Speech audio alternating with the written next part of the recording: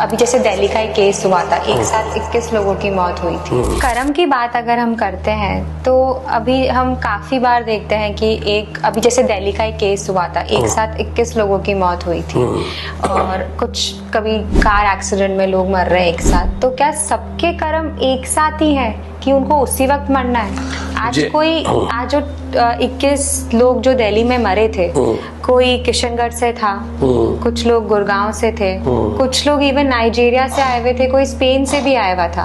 तो ऐसा क्या संयोग सबका एक साथ बैठा कि सबको वहीं जाके सबकी डेथ हो गई?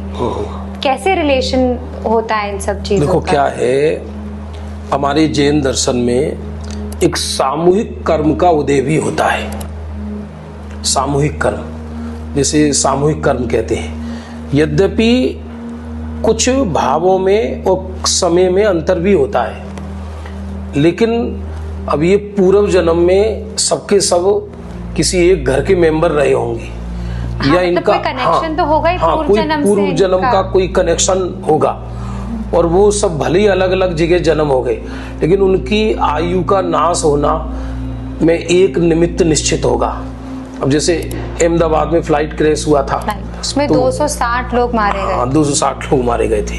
तो ऐसा सबका एक साथ कर्म का उदय आया कि सबको एक साथ ही मरना? हाँ, सामूहिक पाप बहुत होता है। जैसे कोई एक व्यक्ति मार रहा है चौराहे पर और सब लोग मिलके कहने लगे मारो मारो मारो, और उसी समय सबको एक साथ कर्म का बंधन हो गया, तो एक साथ उदय में आ जाता है बहुत सारे जीवों के। तो ये पूर्व जन्म से कनेक्शन होता है? हाँ, पूर्व जन्म से भी कनेक्शन हो सकता है और इस जन्म से भी हो सकता है।